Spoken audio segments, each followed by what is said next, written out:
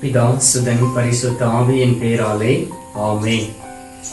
ஆண்டவர் உங்களோடு இருப்பாராக, உம் ஆன்மாவோடும் இருப்பாராக. புனித யோவான் எழுதிய பரிசுத்த நற்செய்தியிலிருந்து வாசகம். ஆண்டவரே உமக்கு மகிமை. அதிகாரம் 8, இறை வார்த்தை 36. மகன் உங்களுக்கு விடுதலை அளித்தால் நீங்கள் உண்மையிலே விடுதலை பெற்றவர்களாய் இருப்பீர்கள். கிறிஸ்துவின் வாழ்வு தரும் நற்செய்தி. கிறிஸ்துவே உமக்கு புகழ்.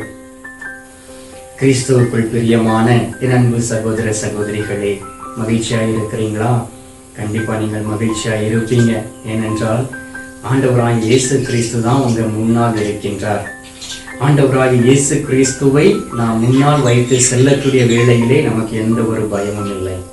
ஆண்டவர் நமக்கு ஒரு விடுதலையை கொடுப்பார். எனவே தான் அந்த விடுதலையின் வார்த்தையை நமக்கு இந்த அதிகாலையில் கொடுத்திருக்கின்றார். இந்த நாளில் ஒரு வகையான பிரச்சனையில் இருந்து என்னுடைய பிள்ளைகளுக்கு விடுதலை கொடுக்க போகிறேன் என்று சொல்லுகின்றார். எவ்வளவு ஒரு மகிழ்ச்சியான ஒரு வார்த்தை பாருங்கள், ஒரு அன்பான வார்த்தை பாருங்கள். ஏதாவது ஒரு விதத்தில் நம்முடைய வாழ்க்கையில் நமக்கு விடுதலை தேவை. ஏதாவது ஒரு சூழ்நிலைகளில் நம்மை சாத்தான் ஒரு கயிறை வைத்து கட்டுவது போல் நம்மை கட்டி வைத்து இருப்பான். எனவே அதிலிருந்து நமக்கு ஒரு விடுதலை தேவை அன்பார்ந்தவர்களே.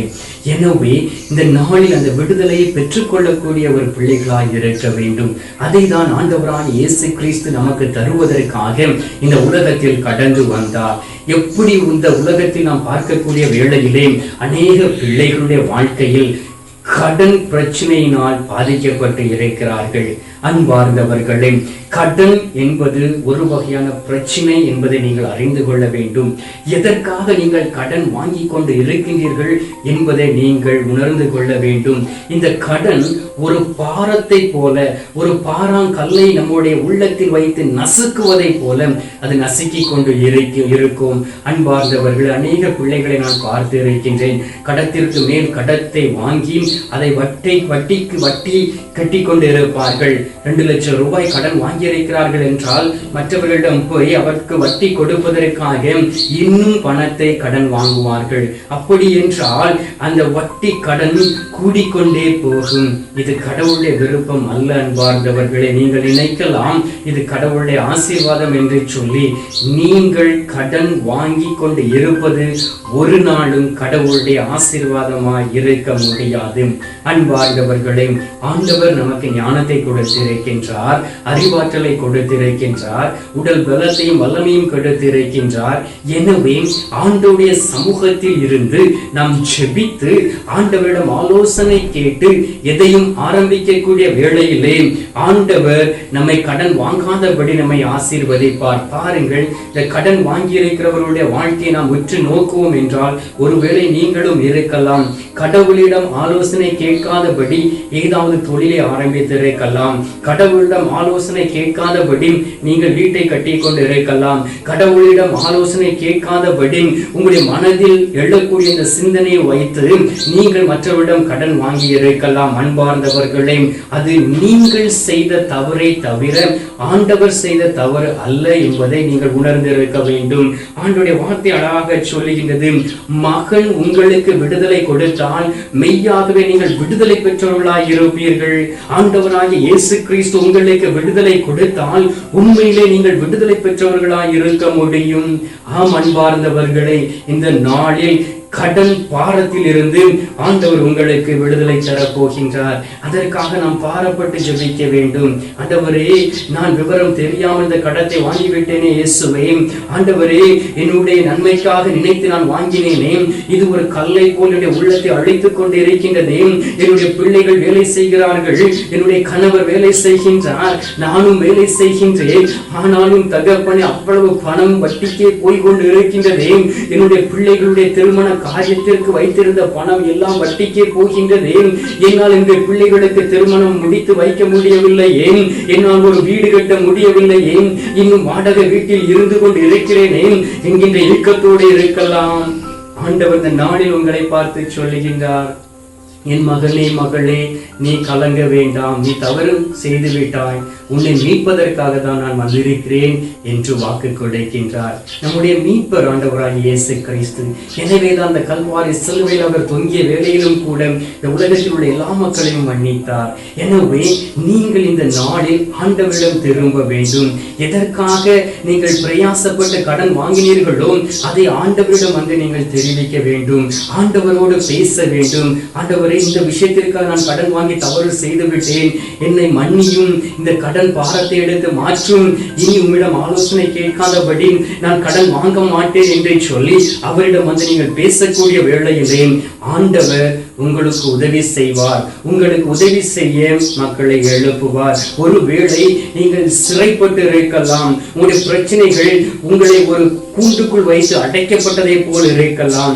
அந்த இடத்தில் இருந்து ஆண்டவர் ஒரு விடுதலை கொடுப்பார் அன்பார்ந்தவர்களே. ஏனென்றால் ஆண்டவருடைய வார்த்தை உயிர் உள்ளது. இந்த நாளில் இந்த வார்த்தையின் மூலம் உங்களோடு பேசியிருக்கிறார் என்றால் ஏதாவது ஒரு விதத்தில் அவர் உங்களுக்கு விடுதலை தர போகின்றார். பாருங்கள், 1 தீமோத்தேயு 2வது அதிகாரம் 4வது வார்த்தையில் இவ்வாறு சொல்லப்பட்டு இருக்கின்றது. எல்லா மனிதனும் மீட்பு பெறவும் உண்மையை அறிந்துணரவும் வேண்டும் என அவர் விரும்புகின்றார். எதை ஆண்டவர் நம்மிடம் விரும்புகின்றார் தெரியுமா?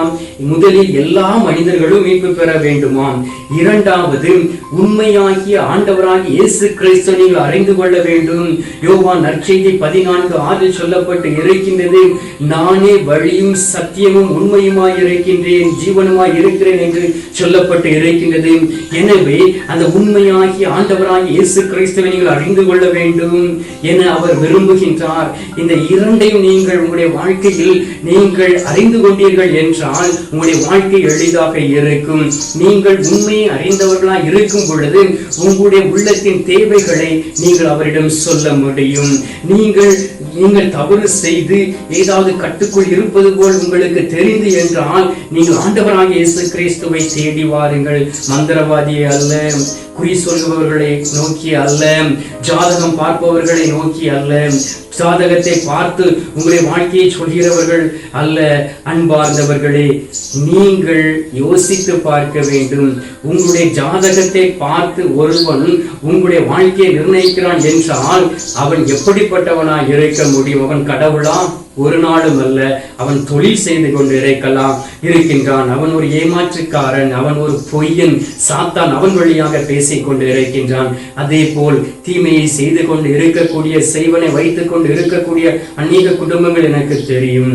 அநேக பேர் கடவுளுடைய பிள்ளைகளுக்கு எதிராக செய்வனை வைத்துக் கொண்டு இருக்கிறார்கள். அன்பார்ந்தவர்களே, நீங்கள் அழிந்து போக வேண்டும், நீங்கள் கடன் வாங்க வேண்டும், உங்களுடைய வீடு பறிபோக வேண்டும், உங்களுடைய வேலை பறிபோக வேண்டும், உங்களுடைய குடும்பத்தில் சமாதானம் இருக்கக்கூடாது, பிள்ளைகளுக்கு திருமணம் நடக்கக்கூடாது, உங்களுடைய பிள்ளைகளோடு நீங்கள் அழிந்து போக வேண்டும் என்று உள்ளத்தில் வஞ்சனம் கொண்டு அநேக நபர்கள் இந்த உலகத்தில் உண்டு. சாத்தானை வைத்து தொழில் செய்து கொண்டிருக்கிறவர்கள் உண்டு. ஆனால் நீங்கள் அந்த மனிதர்களை உற்று நோக்க கூடாது. என்னதும் செய்து கொண்டு போகட்டும், தகடு எழுதானா எழுதிவிட்டு போகட்டும், என் ஆண்டவர் என்னோடு கூட இருக்கின்றார். என் ஆண்டவர் என்னை மீட்பதற்காக வந்தார். அவர் சிலுவையில் சாத்தானுடைய தலையை மிதித்து விட்டார். உண்மையாகி கடவுளை தேடக்கூடிய பிள்ளைகளாய் இருக்கும் பொழுது வான தூதர்கள் எரிகிற வாளோடு உங்களை சூழ்ந்திருப்பதை நீங்கள் பார்க்க முடியும்.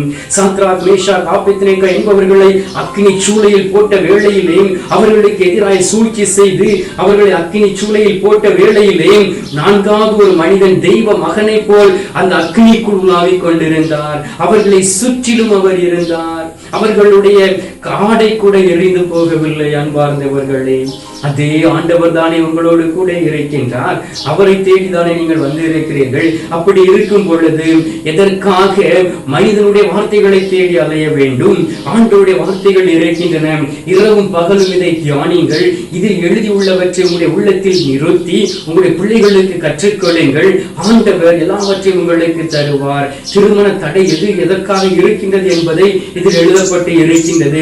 குழந்தை பாக்கியம் இல்லாமல் இருக்கின்றதாம், அதற்கு என்ன காரணம் என்று எழுதப்பட்டு இருக்கின்றது. கேன்சர் நோயை பற்றி எழுதப்பட்டு இருக்கின்றது. பொல்லாப்பான தீய நோய்களை பற்றி எழுதப்பட்டு இருக்கின்றது. எய்ட்ஸ் நோயை பற்றி எழுதப்பட்டு இருக்கின்றது. அன்பார்ந்தவர்களே, எல்லா விதத்தையும் இதில் ஆண்டவர் நமக்கு வெளிப்படுத்தி கொடுத்திருக்கின்றார். எனவே நாம் அதை வாசிக்க வேண்டும். ஆண்டவருடைய வார்த்தைகளை வாசித்து அதன்படி நடக்கும் பொழுது ஆண்டவர் உங்களை பார்த்து சொல்லுவார், நான் உன்னை கடன் கொடுப்பவர்களாய் மாற்றுவேன், நான் உன்னை கடன் வாங்குவக்கூடிய ஒரு சகோதரனாக சகோதரியாக நான் மாற்ற மாட்டேன் என்று ஆண்டவர் சொல்லுவார்.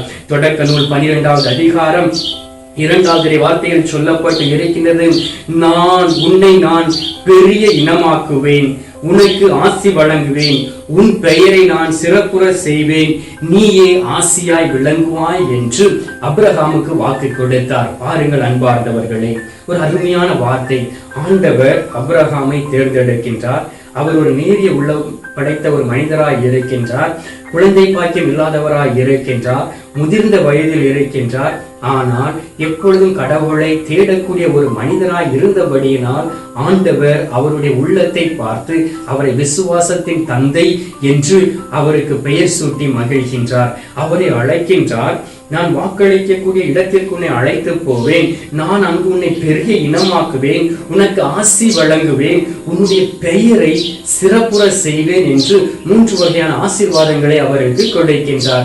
ஆண்டவர் அவரிடம் சொல்லவில்லை, நீ போய் இந்த இடத்தில் கஷ்டப்படுவாய், நீ கடன் வாங்குவாய், நான் உன்னுடைய பெயரை கெடுத்து விடுவேன் என்று ஆண்டவர் சொல்லவில்லை. பாருங்கள் ஆண்டவருடைய வார்த்தைகளை, உன்னை நான் பெரிய இனமாக்குவேன்.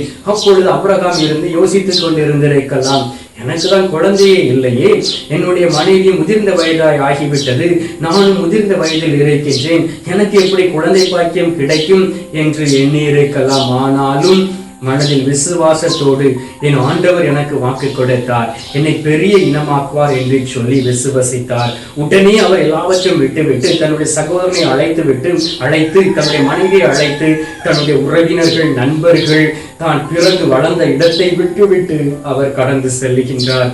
ஆண்டவருடைய வார்த்தைக்கு கீழ்ப்படிந்து அவரை ஆண்டவர் ஆசீர்வதித்தார். அவரை பெரிய இனமாக்கினார். அவர் செல்கின்ற இடமெல்லாம் ஆசீர்வாதத்தை கொடுத்தார். அவருடைய பெயரை இன்னும் சிறப்புற விளங்க செய்து கொண்டு இருக்கின்றார். அவரை ஒரு ஆசியாக வைத்திருக்கின்றார். அபிரகாமின் பிள்ளைகளாய் நாம் இருக்கின்றோம்.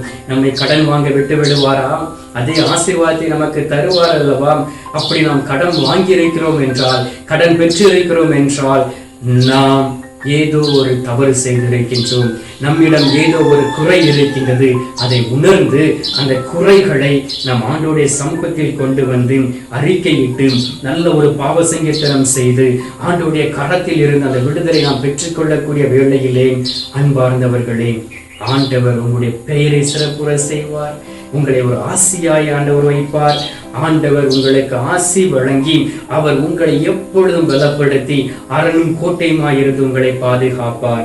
தொடக்க நூல் 13வது அதிகாரம் 2வது வார்த்தையில் சொல்லப்பட்டு இருக்கின்றது, அப்பொழுது அபிரகாம் கால் நடைகளும் வெள்ளியும் தங்கமும் கொண்ட பெரிய செல்வராயிருந்தார். பாருங்கள் அன்பார்ந்தவர்களே, ஆண்டவருடைய வார்த்தைக்கு கீழ்ப்படிந்து சென்ற அபிரகாமுடைய வாழ்க்கையில் என்ன நடந்தது தெரியுமா?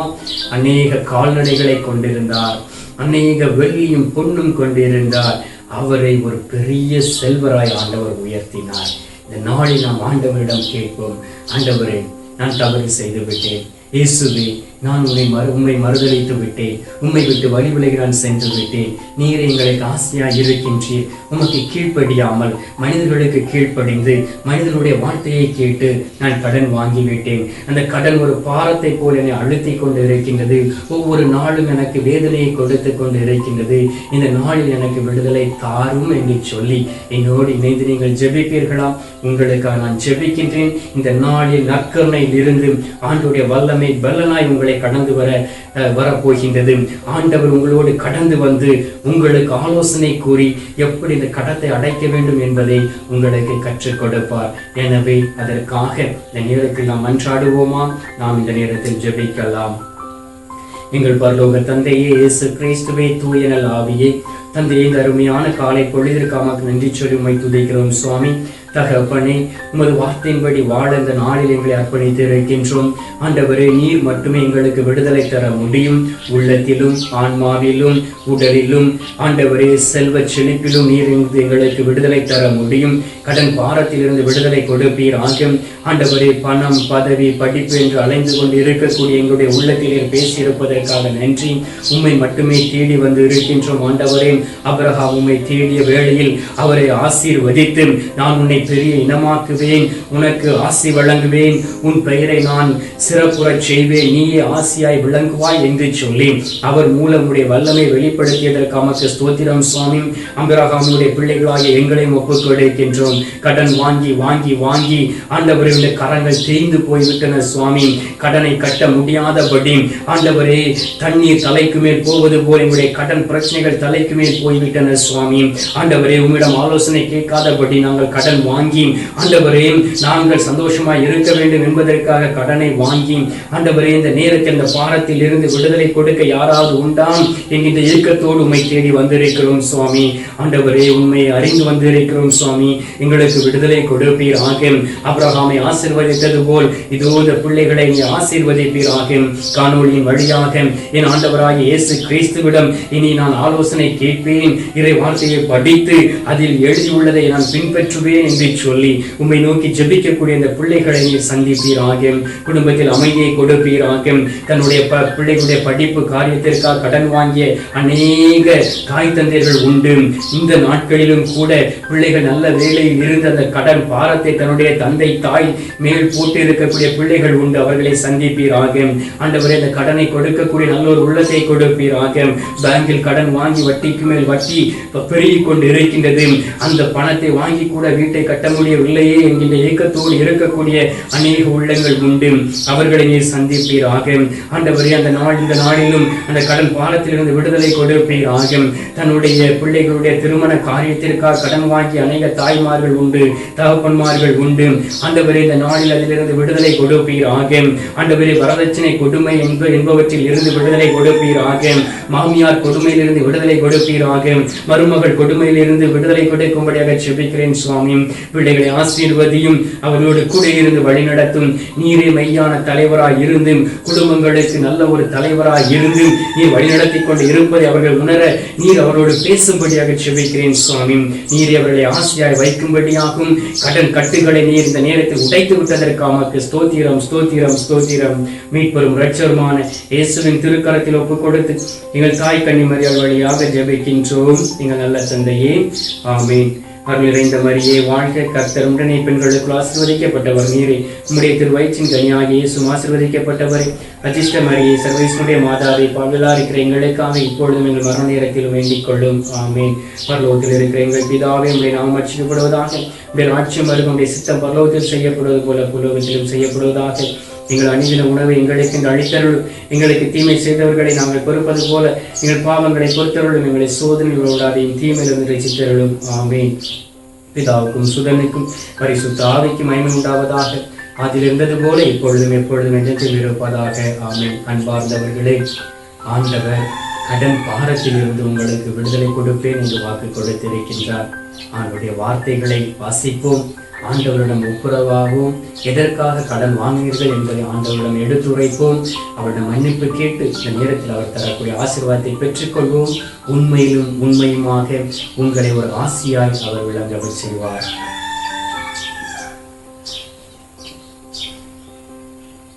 எல்லாம் அல்ல இறைவன் பிதா, சுதன், பரிசுத்த ஆவி உங்களை ஆசீர்வதித்து கடன் பாரம் என்கின்ற கட்டில் இருந்து உங்களுக்கு விடுதலை கொடுப்பாராக, ஆமென்.